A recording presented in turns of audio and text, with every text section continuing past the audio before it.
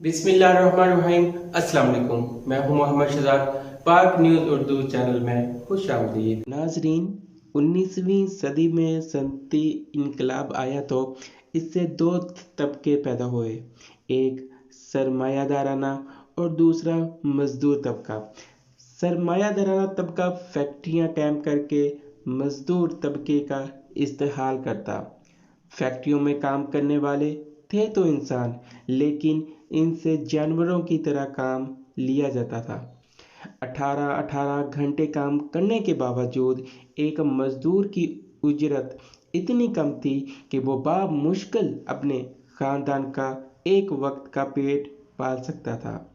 ہفتہ وار چھٹی کا تو تصور بھی نہیں تھا۔ کام کے دوران اگر کوئی مزدور زخمی ہو جاتا تو اسے اپنے ہی خرچے پر علاج کروانا پڑتا۔ اوپر سے امیر زادے کہتے تھے مشین چلنے اور کام کے دوران چھوٹے موٹے حادثات تو ہو ہی جاتے ہیں، مزدوروں کی حفاظتی نام کی کوئی بھی چیز نہیں تھی۔ مالک جسے چاہتا رکھتا، جسے چاہتا بیٹھے بٹھائے نکال دیتا۔ مزدور جو دن رات فیکٹریوں میں کام کرتے، ان کے بچے ایک وقت کا کھانا کھانے کو ترستے تھے۔ اس ظلم کے خلاف ابتدا میں روس اور یورپ کے مزدوروں نے آواز تو بلند کی، لیکن پوری قوت کے ساتھ ان کی تحریک کو ختم کر دیا گیا۔ لیکن کہتے ہیں نا کہ جب ظلم بڑھتا ہے تو مٹ جاتا ہے۔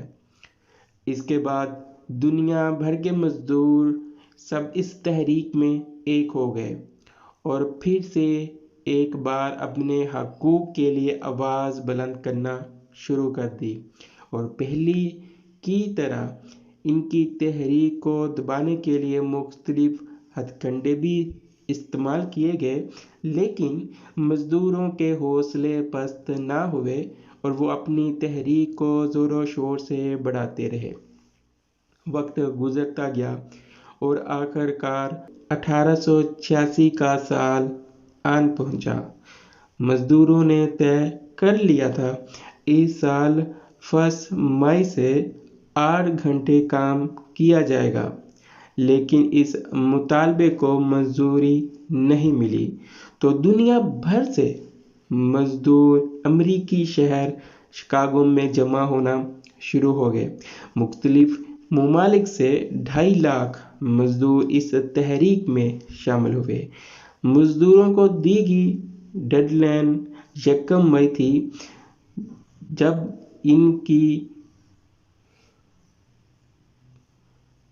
جب مزدوروں کی شرائط کو تسلیم نہ کیا گیا تو مزدوروں نے ہڑتال کر دی، جس کے بعد جدید اسلحے سے لیس پولیس مزدوروں کے سامنے آن کھڑی ہوئی۔ تاہم 1 مئی کی ہڑتال بہت کامیاب رہی۔ دوسرے دن بھی مزدور پرامن ہڑتال پر رہے، لیکن تیسرے دن پولیس نے مزدوروں پر فائرنگ شروع کر دی، جس سے 4 مزدور ہلاک اور کئی زخمی ہو گئے۔ خراب موسم اور موسلا دھار بارش کے باوجود مزدور اس تحریک میں جمع ہوتے گئے۔ 17 دن تو حالات نارمل رہے۔ اس کے بعد پولیس نے پھر مزدوروں پر گولیاں برسانا شروع کر دیں، جس سے درجنوں مزدور ہلاک اور کئی سارے زخمی ہو گئے۔ پولیس نے الزام لگایا کہ مزدوروں کی طرف سے پہلے حملہ کیا گیا، جس سے ایک اہلکار ہلاک اور زخمی ہوا۔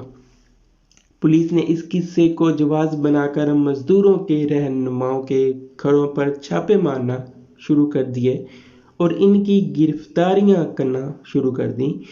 اس کے بعد یہ معاملہ عدالت میں پیش ہوا، لیکن کسی مزدور کو اپنی صفائی میں کچھ کہنے کا موقع نہ دیا گیا، جس کے بعد اٹارنی جنرل نے 5 مزدور رہنماؤں کو سزائے موت اور باقیوں کو عمر قید کی سزا سنا دی گئی۔ کہا جاتا ہے کہ ان رہنماؤں کے جنازے پر کم و بیش 6 لاکھ مزدوروں نے شرکت کی، اور اس طرح 1 मई को इंटरनेशनल डे मुकर्रर कर दिया गया। मजदूरों के लिए 8 घंटे का वक्त मुकर्रर किया गया। हफ्तावार छुट्टी का कानून बनाया गया। वर्कर्स की यूनियन बनाई गई।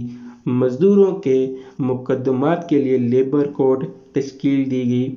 1890 से इस दिन को मजदूरों की इस तहरीक की याद में मनाया जाता है, जिन्होंने अपनी जानों की कुर्बानी तो दे दी लेकिन अपने हक से पीछे ना हटे।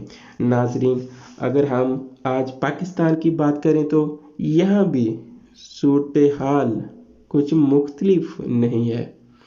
आज के दौर में चाहे मजदूर 8 घंटे काम करता है, इसको हफ्तावार छुट्टी भी मिलती है, लेकिन महंगाई के इस दौर में इसकी वो उजरत इसके लिए नाकाफी है। सारा दिन खून पसीना बहाकर सिर्फ 2 वक्त की रोटी अपने बच्चों के लिए ले जाना उसके लिए मुश्किल है। एक तरफ सरमायादाराना पॉलिसियों के तहत अमीर होते जा रहे हैं, जबकि गरीब तबका मजीद गुर्बत की शरह लाइन से नीचे आता जा रहा है। मजदूरों का दिन मेहनत कशों का दिन है, किसानों का दिन है। इस दिन हम सब सुकून से छुट्टी एंजॉय करते हैं, लेकिन मजदूर बेचारों को सारा दिन काम करने के लिए जगह जगह ठोकरें खानी पड़ती हैं। ज़रूरत इस बात की है कि लेबर कानून के मुतालिक पॉलिसियों को बेहतर किया जाए, स्पेशली मजदूरों के लिए। इन पॉलिसियों को सादा और आम फहम ज़ुबान में बनाया जाए।